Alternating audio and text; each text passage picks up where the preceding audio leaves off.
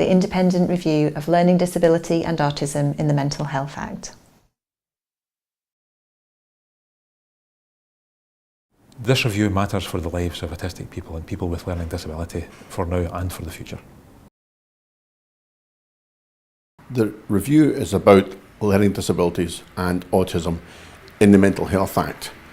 The Act states that somebody with a mental disorder can be given compulsory treatment, so treatment against their wishes or against their will, if there's a risk to themselves or to other people. At the moment, mental disorder can mean mental illness. It can also mean learning disability and autism. So that means that people with learning disability and autism can be treated under the Mental Health Act without their consent, even if they don't have a mental illness. The review will find out whether the Mental Health Act works well for autistic people and people with learning disability. We'll also be looking at experiences that people have of medicine for mental health, psychotropic medication. We'll be looking at the role of psychology, and we'll be looking at people's experiences of the criminal justice system when they have mental ill health as autistic people and people with learning disability. There's also a question about whether autism and learning disability should be part of the definition of mental disorder in the Mental Health Act.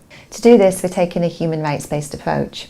This means we're looking at whether the Mental Health Act supports and protects people's human rights. The review is independent of government and independent of services, so we don't work for anybody.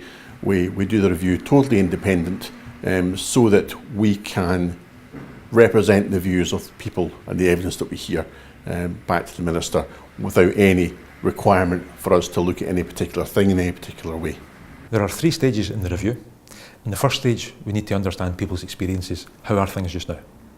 In the second stage, we need to work on any issues that come up in the first stage and work with people to try to understand how things might need to change, if they do need to change.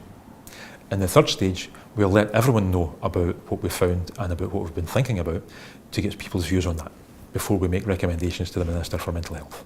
We're about to ask for evidence for stage 1 of the review. There's a video on the website with more information about that.